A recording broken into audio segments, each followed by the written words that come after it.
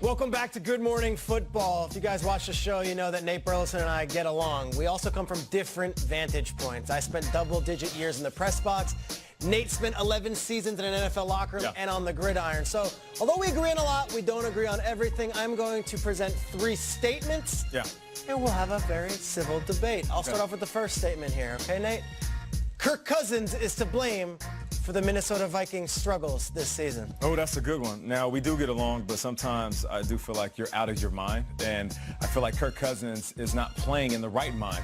7 lost fumbles this year. That's first amongst QBs. My man was brought there to elevate the guys around him, and they haven't done this, right? If you look at him losing fumbles and turn over the ball, this isn't a $90 million quarterback. Now, I'm not going to sit here and attack him and say he's not good, because he is a good quarterback, but they paid him to be great, Trey. This is the most low-hanging fruit pinata thing. A team is in the playoff picture right now. They obviously fired their offensive coordinator for a reason, and they've got one of the worst offensive lines in football. All Cousins does is throw for 1,000,000 yards on his back the entire game. Look, I think Kirk Cousins is a media pinata, to be honest. I think Matt Ryan's having a far worse season. I think Matt Stafford's having a far worse season. I think Cam Newton's having a far worse season. Kirk Cousins is doing it with very little protection up front and very little help from the play calling. That's fine. He can throw for 1,000 yards. He can throw for 1,000 yards every 4 weeks. I'm good with that. But if his passer rating is the same as Case Keenum, then why'd you go give him that big old bag of money? Why do we talk about his money so much? Listen, because every quarterback makes that. Listen, with great money comes great responsibility. He's not a low-tier quarterback. They're a playoff team right now. Listen, they were 1 game away from the Super Bowl last year. You're not telling me that this team is as good as last year. They brought him to make that extra step and for this team to take that extra step, and they haven't done that. That's all I'm saying. And if you're getting paid that much money, you mentioned other guys. We criticize Matt Stafford when they don't win a big game. Kirk Cousins hasn't. Every team over 500 they play this year, they have not won. That isn't winning the big game. Aaron Rodgers gets paid a ton of money. He doesn't have the same surrounding pieces. He makes everybody else better. The Jordan effect. Yeah, and the Vikings have a 2-game lead on the Packers in the playoff picture. But okay, fine. Still average team. All right, next statement. I got this one. Saquon Barkley should be Rookie of the Year. Yeah, I mean, look, Saquon's having a great season, but Baker Mayfield is the Offensive Rookie of the Year in the NFL. Saquon Barkley is unbelievable. We love what he's doing, but Baker has changed a franchise. Baker has changed a city. Baker Mayfield has thrown years and years and years of disappointment onto his shoulders and led to years and years of optimism. No single player in the NFL has done more for a fan base than what Baker Mayfield has done for the Cleveland Browns fan base this year and the franchise as a whole. Love what Saquon Barkley's doing great in fantasy football.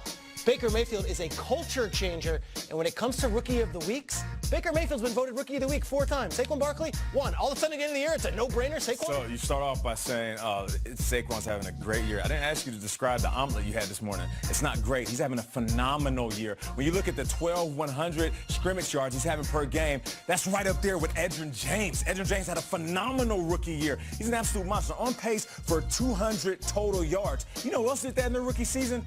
Edgerrin James. You know who else did that in the rookie season? Eric Dickerson. Absolute beast. Legends of the game right now. You talk about culture change. Culture change. Everybody talks about the Super Bowls that the Giants won, and they did it without a running game. Now, for the first time, you can build your team around a running back that is dominant. You remember that second pick that came along? Everybody saying, you know what? The Giants should trade out of it. They should get rid of that. They should go get one of those other quarterbacks. Now, imagine if one of them other quarterbacks wearing a Giants uniform. This is the future of New York. This is fun. This is great. He's going to be an amazing running back. Baker Mayfield changed an entire city. LeBron James left and Cleveland was like desolate with nothing. They had a winless franchise. They had nothing going on. And Baker Mayfield has them as the most exciting team in football. Baker Mayfield's the Rookie of the Year. He's not just one of the best rookie running backs. He's having an all-pro season, which means he can go down as one of the best running backs to ever play this game, Shrakes. That's why they vote. Final statement. Why are we talking about Kirk Cousins' money so much? What am I doing? We're going to talk money. You get paid money. We're going to talk money. I'm counting Kirk Cousins' money, everyone. Just do your own thing. Number 3. There's real concern in Los Angeles with the Rams. Nah, fam. Why is there concern? What, they lost a couple games? Oh, it's panic time. You saw Shrake's face when he's talking about the Rams all offseason. Oh, Sean McVay's a boy genius. Jared Goff, and Todd Gurley is phenomenal. The defense is so great. That was Shrake's. Now, all of a sudden, you want to hit the panic button? Why? Because they lost to 2 great teams and lost to the Bears. Could be the best defense in football. Lost to the Saints. Could be the best offensive football. And now we're going to panic all of a sudden. I just say, take a chill pill, fam. The Rams are just fine. I say the Rams are still the best team in football. Who are you going to play in the playoffs? The Saints and the Bears. And you lost to both of them in very different ways. The Saints threw all over the defense. And then last week, Jared Goff Jared Goff, did he know there was a game in Chicago? Did Todd Gurley know that? Did Sean McVay know that they had to go to Chicago? It looked like that team could not be less interested to be in that game on Sunday night. They didn't show up, and when they played the other great team in their conference, they lost as well. So yeah, is there reason for concern? Andrew Whitworth couldn't stop Khalil Mack. Nobody, look at Rob Havenstein trying to stop Khalil Mack. Todd Gurley's been invisible for 2 weeks now. There are a lot of reasons for concern. This Rams team's not the same one we saw when they started off 8-0. Okay, where was this panic when the Saints lost to the Cowboys? Where was this panic when the Bears lost to Brock Osweiler? Everything's cool when these other teams lose, but they want to show L.A. a little bit of disrespect because they drop a couple games. I'd rather get blood in my mouth and hit him with the Bruce Lee right before the playoffs start, because if you lose in the playoffs, you're home. Sean McVay, as much as we compliment him, you don't think he's going to adjust? Go home and say, this loss was as good for me than it was Exactly my why. players. There's reason for concern. He's got to adjust. I look at it this way. If they go to the playoffs and they have to now travel to Chicago or travel to New Orleans, I already saw how that script plays out.